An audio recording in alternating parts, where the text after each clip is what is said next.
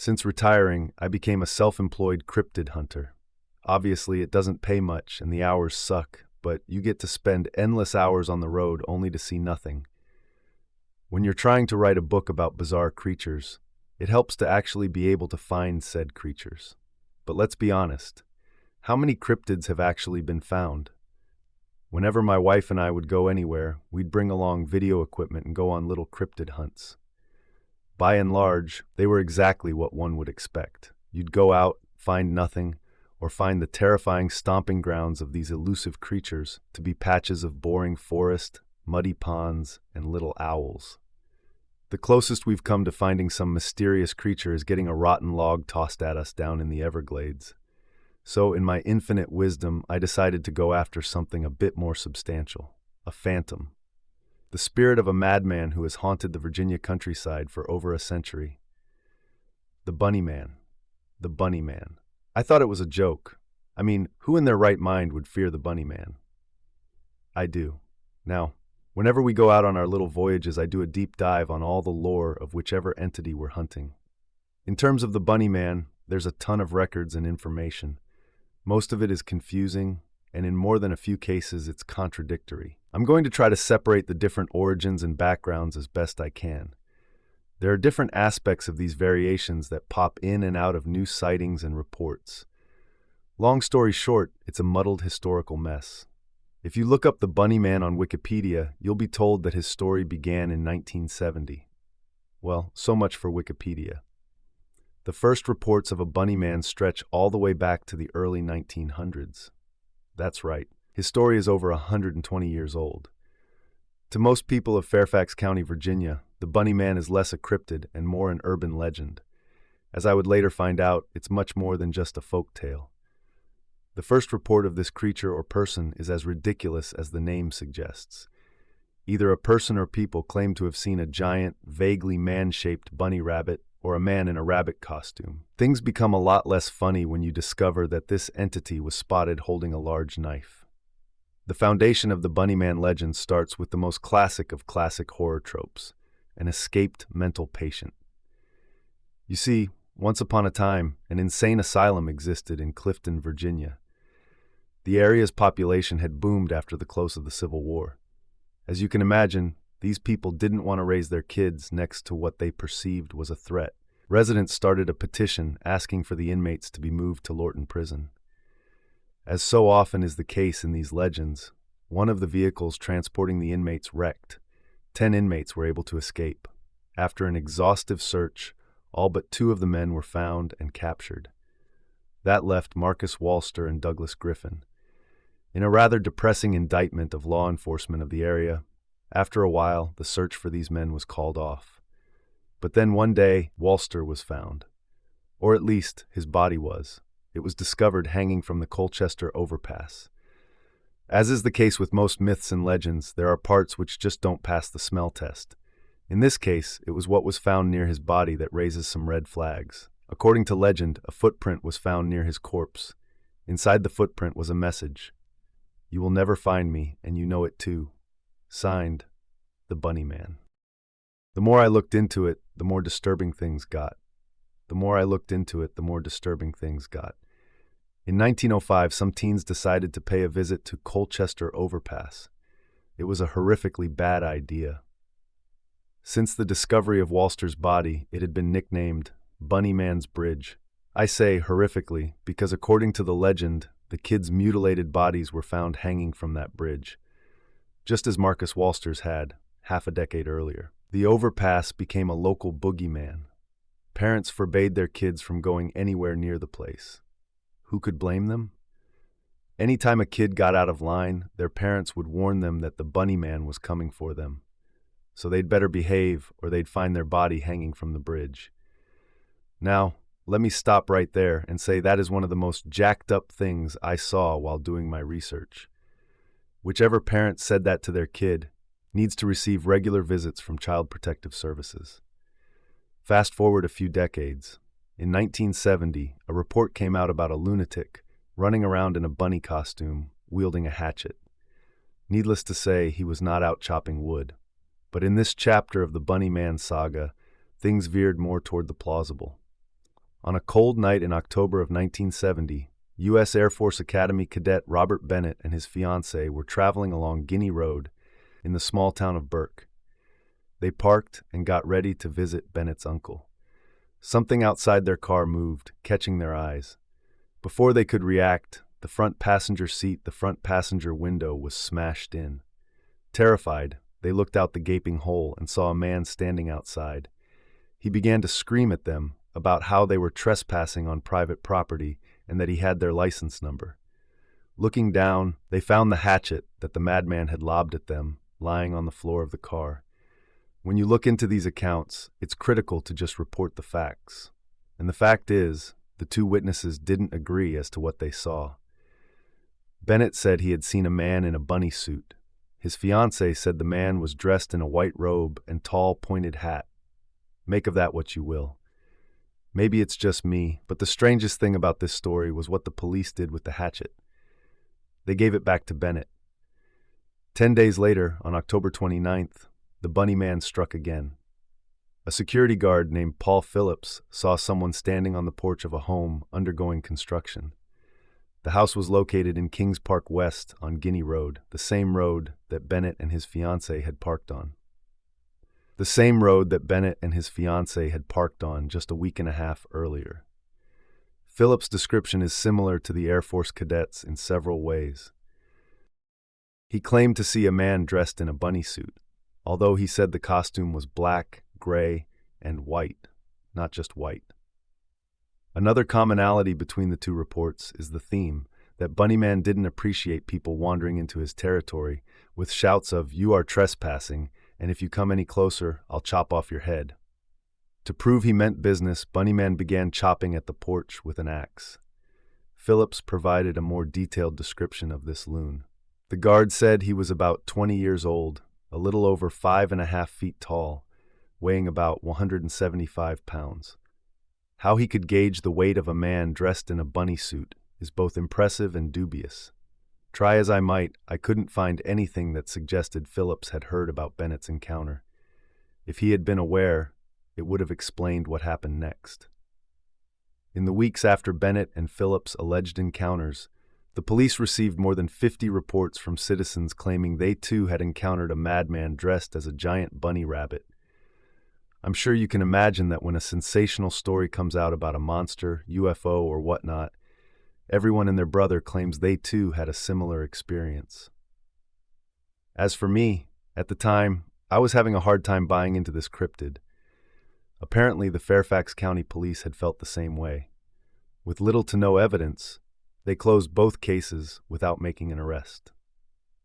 One notable newspaper, at least it was back then, published an article claiming that Bunnyman had eaten somebody's cat.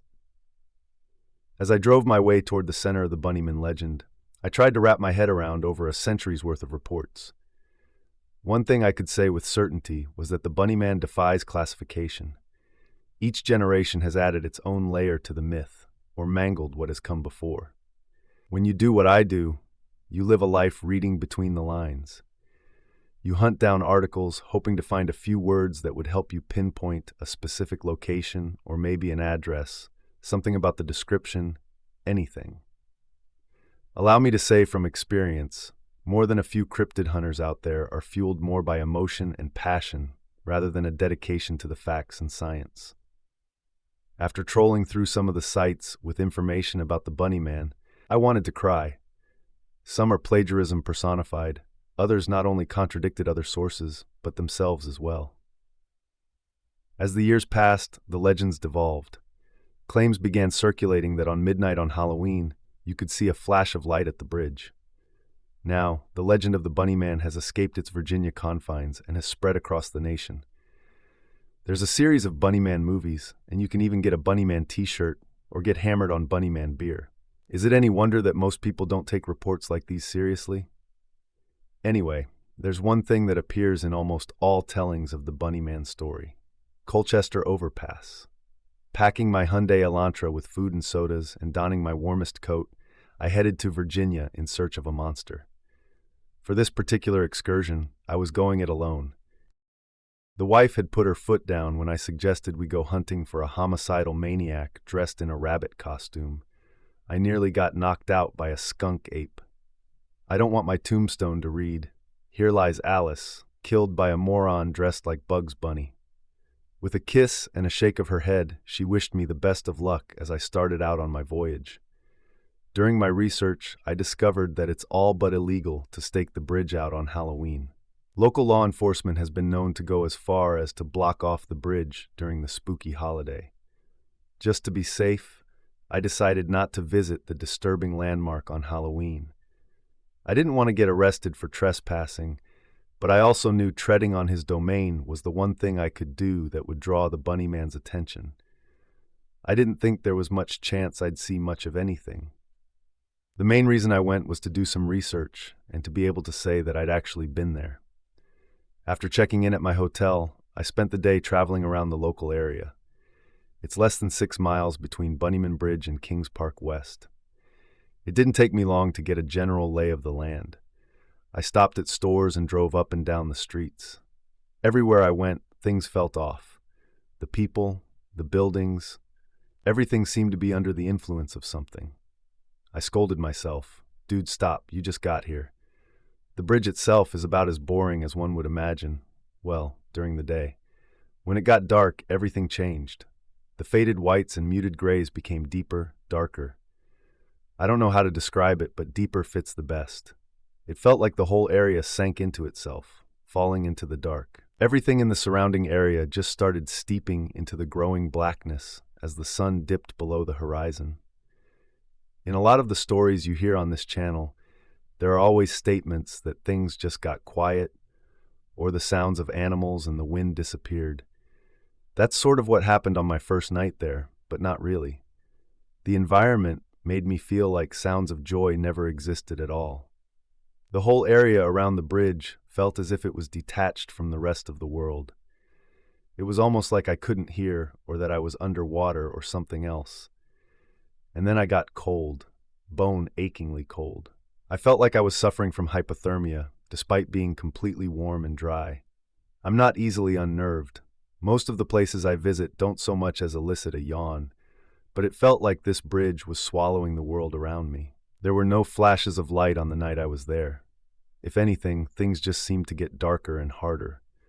When I say harder, I mean difficult to move.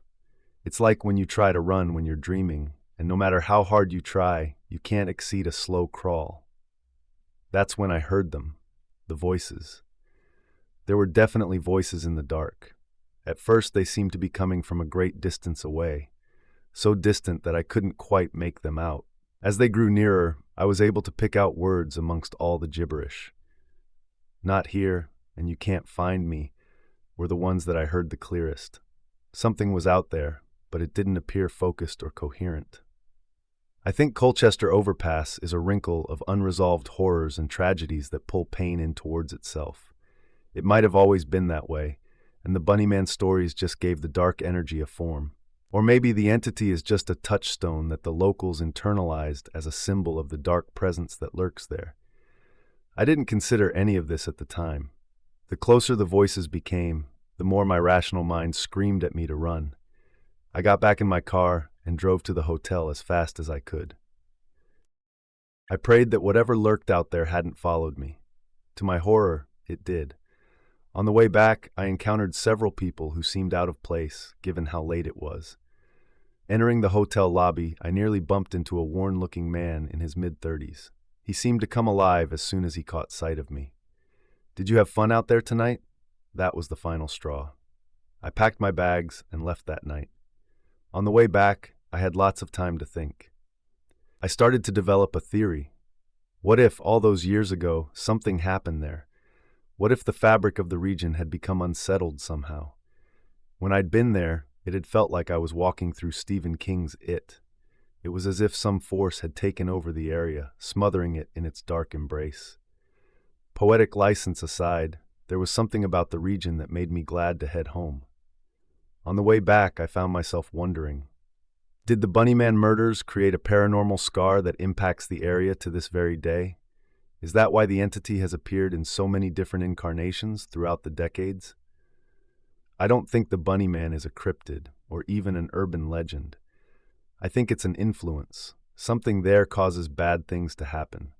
It brings out the worst in people, and I'm very happy to declare that I will never be going back there again. In fact, after my experiences at Bunnyman Bridge, I'm not sure I'll be doing any more field research for my book. I used to be a travel writer several years ago, flying to different cities, checking out cool spots, eating at the finest establishments as the staff tried to impress me so that I'd have to write a great article about them. That could be the definition of a dream job for any young person. The salary was meager, but at least I got these cool experiences on somebody else's dime, right? That thought used to tide me over those dead, broke end of the months as I struggled to pay the high rent of my city, until my trip to a particular Asian city. I won't say which it was. My normie article about it is still out there, and a clever listener could probably deduce which one it was. Hey, want to go to a haunted hotel? It was my editor who pitched the story to me. A 5-star hotel with rumors of a dark past and a bunch of negative reviews that threatened to besmirch its good name. The hotel had just gone through an expensive renovation and was eager to shed its old reputation, so it was sending out press kits and trips left, right, and center in its marketing bid to attract clientele. My editor knew I was a major skeptic in a city full of superstition and ghost stories. He thought it would be funny if something did happen to me and I'd have to eat crow, accepting that the supernatural might be real. A haunted hotel was low on my list of thrills, but I thought, what the heck, that's 2 nights of free food and alcohol. I arrived in style. A sleek black limousine had picked me up from the airport, and the hotel's marketing person was at the entrance, ready to take me on a tour of the place. I noticed some strange configurations of the building right away, said to allow for better feng shui, the Chinese art of geomancy. I wish I could describe it more, but trust me, the placements and shapes of certain furniture and fixtures would make you go, wow, they really do like this shape. There were also some amulets and talismans here and there, just tastefully added to the decor, without being too obviously set in place. You wouldn't have noticed them if you were not specifically looking for them. The hotel also had some odd choices for artwork in the lobby. I'm not going to elaborate, this is a big giveaway. All these were noted in hotel reviews to be ways that the management have tried to keep the ghosts at bay. With this renovation at least, the spiritual additions were less garish than before and blended nicely with the modern decor. The hotel staff took me all over the hotel compound before ending off with a sumptuous dinner at one of the restaurants. Then I was finally left alone in my suite. There was a separate living study room with a small toilet and a sliding door that led to the bedroom and ensuite bathroom. The first thing I noticed was a group of tiny little Buddhist monks decorating one of the glass shelves. Each had a different pose, one covering his eyes, the next his ears, another his mouth, and the fourth one was just sitting still and smiling. I've never seen a grouping of 4 before. Understandably so, because 4 is a highly unlucky number in Chinese culture. After my shower, I called my then-boyfriend to wish him good night before trying to go to sleep. I was exhausted from the travel and the non-stop socializing, but for some reason adrenaline was coursing through my veins. I'd shut off all the lights and slid the bedroom door shut. The floor-to-ceiling windows that gave a magnificent view of the city skyline were covered over with some heavy blackout curtains, so light was not a problem. I shut my eyes again, but without wanting to do so, my ears were straining to hear something other than the pounding of my heart. Silence engulfed the room, and faintly I could hear the slow dripping of the tap. I got up to shut it off, puzzled, because I'm normally a fastidious person when it comes to water conservation. But just as I started to walk back into the bedroom, I stopped. Something was out of place. A sliver of light made its way across the floor. The sliding door had opened just an inch, revealing a little that the living room was flooded with light. But how could that be? I'd switched off all the lights before retreating to the bedroom. I froze by the bathroom door, now nervous to take a step further. Did someone enter my suite? I waited for a few moments before yanking the sliding door to the side, and nothing. No one was there, just all the lights were switched on. Even the shelving lights were on. All my stuff from the day was where I left it. My laptop was on the coffee table, my handbag and a book on the sofa. There was a container of nuts strewn across the round dining table that I hadn't touched. They were part of the welcome gifts of snacks and a bottle of red wine from the hotel. I was absolutely sure I had not even taken the container from its place near the entryway. I strode to the toilet by the entrance. Empty, of course. No one was hiding in any place that could fit a human. The security door latch was still on. Not even the staff could breach that if they had another key card to the room.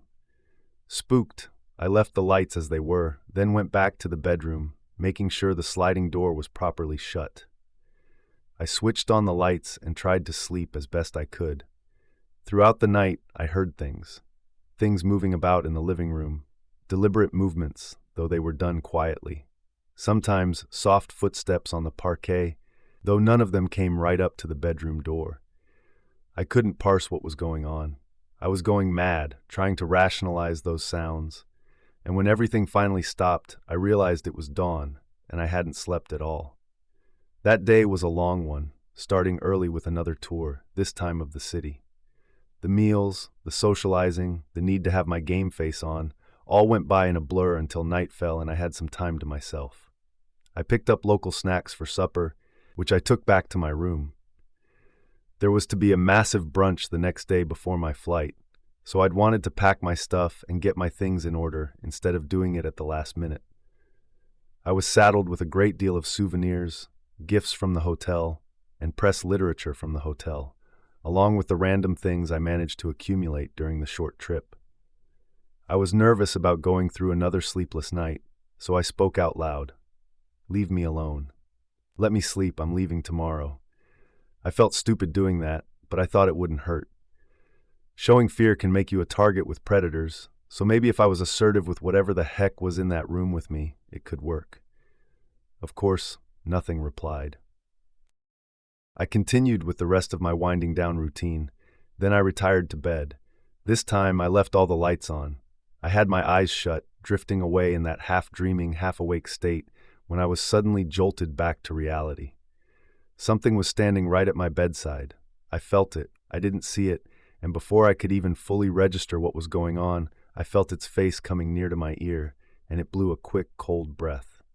Anger flooded me. I'd had enough. My eyes flew open, and I shot up from the bed. Nothing, of course, was there. But I was enraged now. I tore the room apart, trying to look for a clue, then stopped off to do the same to the living room. The only thing out of place were the snacks. My half-eaten supper was now strewn across the table and the floor underneath it. Crisps were smashed and scattered about. The sauces for the fried chicken were smeared on the floor. I was aghast. Nothing made sense. I cleaned things up as best I could and turned the TV and laptop on. I guess I would just sleep on the flight home. At the brunch the next day, I carefully tried to broach the subject of ghosts with the hotel's PR person. A slight unease crept across her face before a professional smile took over, and she chirped out the carefully rehearsed, "Those are just rumors. By the way, they didn't get it right. This compound was not used as a blank during the war." Another wide smile, and she smoothly changed the subject. The next few days back home were uneventful, until a pressing deadline had me deciding to spend the night at my office. It wasn't an unusual thing. I frequently did that since it was so much easier to write in the silence with no one around. Once everyone left, I locked up the main door, making sure the security system was set properly, then settled at my desk. I was fully focused on my work for a few hours, until a strange rustling broke me out of my concentration. I looked around. The room was suddenly extremely cold. The air conditioning unit must have been acting up again, knocking some papers onto the floor, I thought. I got back to my work and tried to pick up where I'd left off, until a very loud tapping of the keyboard keys behind me. I stood up so fast, I knocked my swivel chair against the wall, and the force rebounded the chair straight at me, causing me to fall. That was it. Something in my gut told me to get out. I hurriedly packed up my things and called for an Uber. I don't know if the incident was connected to my hotel stay, but since nothing of that sort had ever happened to me in the countless nights I spent at the office, I'm inclined to think that they are connected. I left that job, I left that industry, maybe just a year later. As far as I can tell, judging from the latest reviews, the hotel is still trying to reform its image by press trips and influencer trips. Some claim nothing happened to them in their stay. Others describe creepy occurrences in the elevators, and sometimes, like me, in the rooms. There are several theories online as to the source of these hauntings, but they contradict each other, and typing them out will make the hotel too identifiable. I've looked up the history of the hotel, and the PR person was at least right about the wartime use of the location. So what could be causing these disturbances? I don't know. Years after, I'm now far more receptive to the idea of the supernatural, but really, it's just left me with more questions than answers. How could something incorporeal have that much energy to do messes like that and make that much noise? I was a security officer for a rather nice office building in the 1980s. I was mostly in charge of the night shift, and one night I was alone in the building and everyone had left for the evening. Most nights I would read books in the office, watching the CCTV for a few hours before getting up and doing rounds. I tried to do rounds every 2 to 3 hours and always had a jot down if anything happened once I got back to the office. That evening was pretty average. I was 2 hours into my shift and had a bowl of chili in my hands, nibbling away while focused on the monitors. At the moment, I didn't notice anything abnormal, so I turned away, placing the chili down and checking my pager. I had no messages, no 911s from family or coworkers, so I flipped through one of the magazines I found in the office. It was a rather nice one with new motorcycles and hot rods, really just something to daydream about. I sat down the book as my alarm chirped, and I drew my attention to a book I had been reading chirped, and I drew my attention to my screens. I noticed small flickers in the lower right screen, and I got up, slightly alarmed, not knowing if it was a flashlight or just glitches in the system. This was a newer system, so pretty unlikely, but I wrote down the time and which monitor, and I got up to investigate anyway, thinking maybe it was an office worker who had forgotten something, which would have been odd because I was sure I'd locked everything down already. I walked out of the office, my pager on my hip, and my hand firmly wrapped around the rather heavy flashlight they gave us. It was heavy enough to swing, if needed, and provided wonderful light. I climbed the stairs to the 3rd floor, checking each and every corner of the floor. Naturally, I found nothing, so I figured it was a glitch, but I couldn't explain the light flickering in the bottom right of the screen. I continued to the 4th floor, where I swore I heard water running, so I made my way there, announcing myself to whoever might be there. I stood in the well-lit restroom. There was no one there, but the water was running, and the lights flickered.